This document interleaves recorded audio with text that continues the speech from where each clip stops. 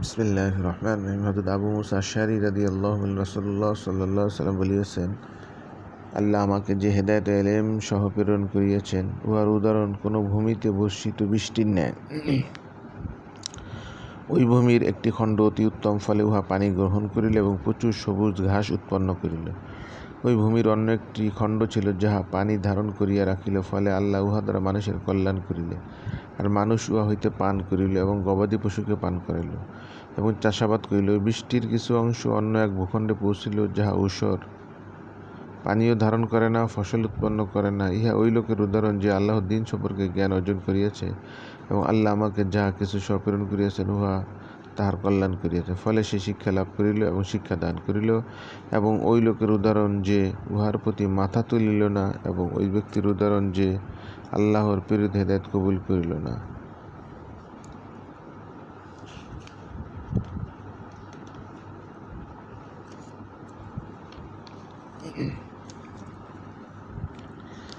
হযরত জাবের রাদিয়াল্লাহু আনহু রাসূলুল্লাহ সাল্লাল্লাহু আলাইহি ওয়াসাল্লাম বলিয়াছেন, আমার এবং তোমাদের উদাহরণ ওই ব্যক্তির ন্যায়, যে আগুন জ্বালাইল, ফলে ফড়িং ও পতঙ্গ দল উহাতে ঝাঁপাইয়া পড়িতে লাগিল, আর সে করুণাবশত তাহাদিগকে দূরে সরাইতেছে।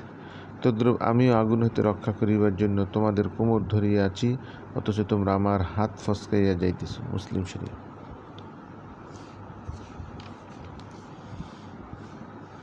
হযরত জাবের রাদিয়াল্লাহু হইতে বর্ণিত আছে যে রাসূলুল্লাহ সাল্লাল্লাহু আলাইহি ওয়াসাল্লাম আঙ্গুল ও বর্তন চাটিয়া খাইবার আদেশ করিয়াছেন এবং বলিয়াছেন, তোমরা জানো না যে খানার কোন অংশে বরকত রহিয়াছে। মুসলিম শরীফ।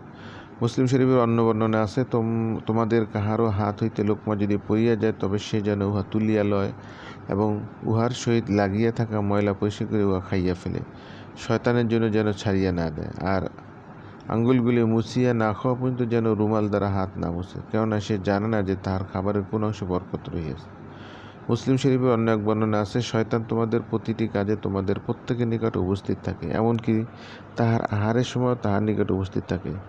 সুতরাং তোমাদের কাহারও হাত হইতে লোকমা পড়িয়া গেলে তাহার কর্তব্য হল উহাতে লাগিয়া থাকা ময়লা পরিষ্কার করে উহা খাইয়া ফেলা এবং শয়তানের জন্য উহা ছাড়িয়া না দেওয়া।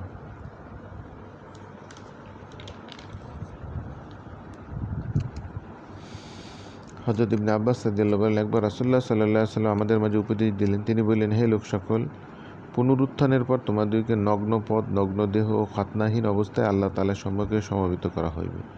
আল্লাহ তাআলা ইরশাদ করিয়াছেন, তোমাদেরকে প্রথমবার যেরূপ সৃষ্টি করিয়াছি, সেই রূপে প্রত্যাবর্তন করাইব। ইহা আমার প্রতিশ্রুতি, অবশ্যই আমি আমার প্রতিশ্রুতি পূর্ণ করিব। শুনিয়া রাখো, কিয়ামতের দিন সর্বপ্রথম যাহাকে বস্ত্রাবৃত করা হইবে, তিনি হইলেন ইব্রাহিম আলাইহিস সালাম। শুনিয়া রাখো, কিয়ামতের দিন আমার উম্মতের একদল লোককে হাজির করা হইবে, অথবা তাহাদিকে বামে জাহান্নামের দিকে লইয়া যাওয়া হইবে। তখন আমি আল্লাহ পাকের দরবারে আরজ করিয়া বলিব, ইয়া রব, ইহারা তো আমার সাথী। তখন আমাকে বলা হইবে, আপনি জানেন না ইহারা আপনার পর কি কি নতুন বিষয় সৃষ্টি করিয়াছে। তখন তিনি আল্লাহর নেক বান্দা হযরত ঈসা আলাইহিস সালামের মতো বলিবে, অকুনতু আলাইহিম শাহীদাম মা দুমতু ফীহিম। আয়াতের শেষ পর্যন্ত, যতদিন আমি তাহাদের মাঝে ছিলাম, ততদিন তাহাদের ব্যাপারে আমি তদারককারী ছিলাম। অথবা যখন আপনি আমাকে ওয়াফাত দান করিলেন, তখন আপনিই ছিলেন তাহাদের আমলের হিসাব রক্ষক। আর আপনি তো সর্ববিষয়ে সাক্ষী। আপনি যদি তাহাদেরকে শাস্তি দেন, তবে কাহারও আপত্তি করিবার অধিকার নাই, কেননা তাহারা তো আপনারই বান্দা। আর যদি আপনি তাহাদেরকে ক্ষমা করেন, তবে আপনি তো মহাপরাক্রমশালী, মহাপ্রজ্ঞাবান। তখন নতুন নতুন বিষয় সৃষ্টির বিবরণ হিসাবে আমাকে বলা হইবে, আপনি তাহাদিগকে ছাড়িয়া আসিবার পর হইতে বারবার তাহারা দিন হইতে ফিরিয়া যাইতেছিলেন। বুখারী, মুসলিম শরীফ।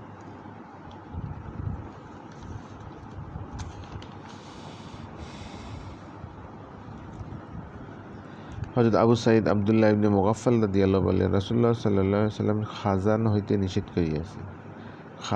হইতে নিষেধ করিয়াছেন এবং বলিয়াছেন, উহা শিকার বধ করে না, শত্রুকেও ঘায়েল করে না, বরং চক্ষু ফুরিয়া দেয় এবং দাঁত ভাঙ্গিয়া ফেলে। বুখারী, মুসলিম শরীফ। অন্য এক বর্ণনা, হযরত ইবনে মুগাফফাল রাদিয়াল্লাহু আনহু জৈনিক আত্মীয় একবার পাথর ছুঁড়িয়া মারিল। তখন তিনি তাহাকে নিষেধ করে বললেন, রাসূলুল্লাহ সাল্লাল্লাহু আলাইহি ওয়াসাল্লাম পাথর ছুঁড়া হইতে নিষেধ করিয়াছেন এবং বলিয়াছেন যে ইহা কোনো শিকার বধ করে না। কিন্তু লোকটি পুনঃ এরূপ করিল।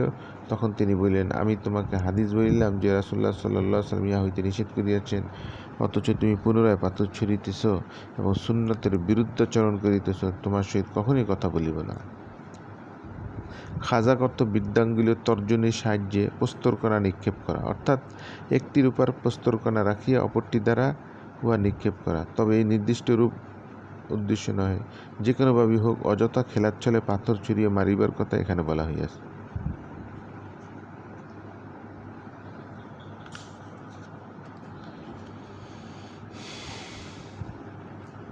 তাবি হজরত আবিস বিন রাবিয়া রাদিয়াল্লাহু বলেন, ওমর রাদিয়াল্লাহুকে আমি হাজরে আসওয়াদ চুমু খাইতে দেখিয়াছি এবং এই কথা বলিতে শুনিয়াছি যে, আমি জানি যে তুমি একটি পাথর মাত্র, কাহার উপকার করিতে পারো না, ক্ষতিও করিতে পারো না। যদি আমি রাসূলুল্লাহ সাল্লাল্লাহু আলাইহি সাল্লামকে তোমাকে চুমু খাইতে না দেখিতাম, তবে তোমাকে চুমু খাইতাম না।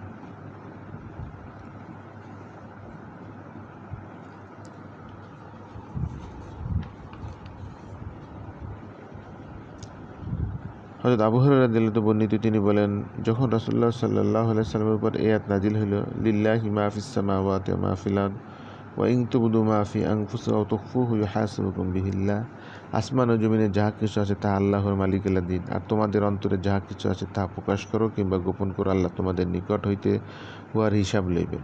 আয়াতের শেষ পর্যন্ত। তখন রাসূলুল্লাহ সাল্লাল্লাহু আলাইহি সাল্লামের সাহাবায়ে কেরামের নিকট উহা কঠিন মনে হইল, তাই তাহারা রাসূলুল্লাহ সাল্লাল্লাহু আলাইহি সাল্লামের খেদমতে হাজির হইলেন এবং নতজানু হইয়া বসিয়া বলিলেন, ইয়া রাসূলুল্লাহ, ইতিপূর্বে আমাদের উপর এমন আমল ফরজ করা হইয়াছিল যাহা আমরা পালন করিতে পারি, যেমন নামাজ, জিহাদ, রোজা, সাদকা, কিন্তু যখন আপনার উপর এই আয়াত নাজিল হইয়াছে যাহা পালন করিতে আমরা সক্ষম নহি, তখন রাসূলুল্লাহ সাল্লাল্লাহু আলাইহি ওয়াসাল্লাম বললেন, তোমরা কি তোমাদের পূর্ববর্তী দুই কিতাবী কওমের ন্যায় সামিআনা ওয়া আসাইনা, আমরা শুনিলাম এবং অমান্য করিলাম বলিতে চাহ? বরং এইভাবে বলো, সামিআনা ওয়া আতানা গুফরানাকা রব্বানা ওয়া ইলাইকাল মাসির, আমরা শুনিলাম এবং আনুগত্য করিলাম, হে আমাদের প্রতিপালক, আমরা তোমার মাগফিরাত কামনা করি আর তোমার নিকটই আমাদেরকে ফিরিয়া যাইতে হইবে। যখন তাহার এই আয়াত তেলাওয়াত করিল এবং এই আয়াতের ব্যাপারে তাহাদের জিহ্বা সহজ হইয়া গেল, তখন আল্লাহ উক্ত আয়াতের পর এই আয়াত নাজিল করিলেন, আমানার রাসূলু বিমা উনজিলা ইলাইহি মির রাব্বিহি ওয়াল মুমিনুন কুল্লুন আমানা বিল্লাহি ওয়া মালাইকাতিহি ওয়া কুতুবিহি ওয়া রুসুলিহি লা নুফাররিকু বাইনা আহাদিম মির রুসুলিহি ওয়া ক্বালু সামি'না ওয়া আতা'না গুফরানাকা রব্বানা ওয়া ইলাইকাল মাসির। রাসূলের প্রতি তাহার প্রতিপালকের পক্ষ হইতে যাহা কিছু নাজিল করা হইয়াছে তাহার প্রতি তিনি ঈমান আনিয়াছেন এবং মুমিনগণও প্রত্যেকেই আল্লাহর প্রতি এবং তাহার ফেরেশতাদের প্রতি এবং তাহার কিতাবসমূহের প্রতি তাহার রাসূলগণের প্রতি ঈমান আনিয়াছে এবং এই ঘোষণা দিয়াছে যে আমরা তাহার রাসূলগণের কাহারও মাঝে কোনো পার্থক্য করি না।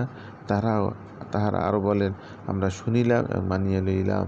হে আমাদের প্রতিপালক, আমরা আপনার মাগফিরাত কামনা করি আর আপনারই নিকট তো ফিরিয়া যাইতে হইবে। যখন সাহাবায়ে কেরাম আয়াত পড়িতে লাগিলেন, তখন আল্লাহ তাআলা উক্ত আয়াত রহিত করিলেন এবং নিম্নোক্ত আয়াত নাজিল করিলেন, লা ইউকাল্লিফুল্লাহু নাফসান ইল্লা উসআহা লাহা মা কাসাবাত ওয়া আলাইহা মাকতাসাবাত রব্বানা লা তুআখিযনা ইন নাসিনা ওয়া আখতানা। আল্লাহ কাহাকেও তাহার সাধ্যাতে কষ্ট দেন না, তাহার জন্য তাহার নেক কাজের পুরস্কার রহিয়াছে এবং তাহার জন্য তাহার মন্দ কাজের শাস্তি রহিয়াছে। তাহারা বলে, হে আমাদের প্রতিপালক, আমরা ভুলিয়া গেলে কিংবা ভুল করিলে আপনি আমাদেরকে পাকড়াও করিবেন না। যখন সাহাবায়ে কেরাম আয়াত তেলাওয়াত করিলেন, তখন আল্লাহ বলিলেন,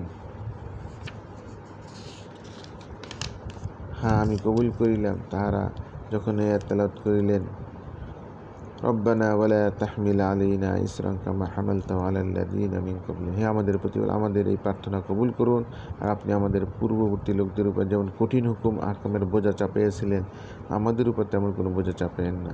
তখন আল্লাহ বললেন, হ্যাঁ আমি কবুল করিলাম। সাহাবায়ে কেরাম যখন এই আয়াত তেলাওয়াত করিলেন, রব্বানা ওয়ালা তুহাম্মিলনা মা লা তাকাতা লানা বিহি, আমাদের প্রতিপালক, আমাদের উপর এমন কোনো দায়িত্ব চাপাইয়েন না যাহা বহন করিবার সাধ্য আমাদের নাই। তখন আল্লাহ বললেন, হ্যাঁ আমি কবুল করিলাম। ওয়াফু আন্না ওয়াগফির লানা ওয়ারহামনা আনতা মাওলানা ফানসুরনা আলাল কওমিল কাফিরিন, আর আমাদের পাপ মোচন করুন, আমাদেরকে ক্ষমা করুন এবং আমাদের প্রতি করুণা করুন, আপনি আমাদের অভিভাবক, সুতরাং কাফির কওমের বিরুদ্ধে আমাদেরকে সাহায্য করুন। তখন আল্লাহ বললেন, হ্যাঁ আমি কবুল করিলাম। মুসলিম শরীফ।